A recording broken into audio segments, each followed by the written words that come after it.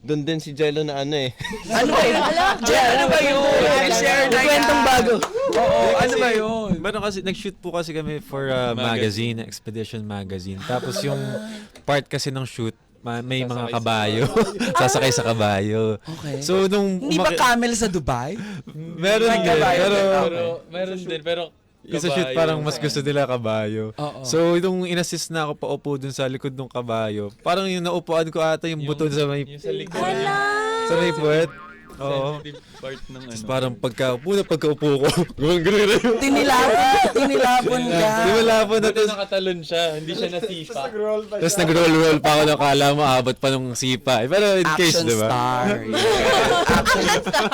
Pero yun ang pinakadelikado, te. Kasi di ba kaya nga yung sa alak, na pag ang lakas ng sipa, mas malakas talaga yung sipa ng kabayo, te. Di ba yun? Yes, totoo.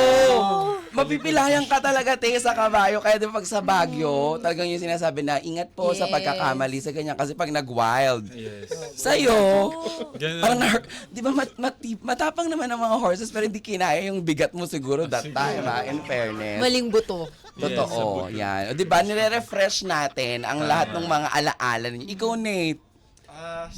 Ikaw naman, Nate. Memorable moment na si Kuya Jello sa stairs, yung ulo niya. Sa Dubai pa rin po. Basta sa music video, nauntog ako sa parang kuweba ba yun? Parang may bato-batong maliit kasi. Tapos parang magkaganon po. Sa MQ.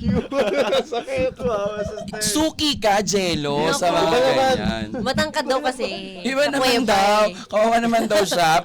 Mamaya abangan nyo. Dubai siya eh. Siya talaga sa Dubai ang maraming mga first Accidents. experiences na hindi makakalimutan.